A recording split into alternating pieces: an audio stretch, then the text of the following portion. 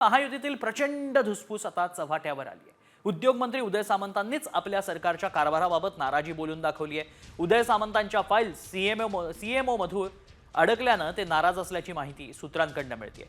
MIDC आणि उद्योग विभागाचे निर्णय परस्पर होतात, अधिकारी परस्पर कारभार बघतात, असा आरोप उदय सामंतांनी पत्रातून केल्याचं समजतंय।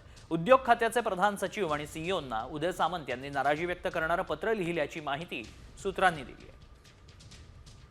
धोरणात्मक निर्णय परस्पर का होऊ नये याचं कारण असं आहे की शेवटी आम्ही महायुती म्हणून काम करत असताना पूर्वीच्या महाविकास आघाडीमध्ये कशा पद्धतीनं काम चालत होतं आणि महायुतीमध्ये कशा पद्धतीनं गतिमान काम चालतं, देवेंद्रजींच्या, एकनाथजी शिंदे साहेबांच्या आणि अजितदादांच्या नेतृत्वाखाली, हे आम्हाला तुमच्याकडे एक्सप्रेसच केलं पाहिजे ना।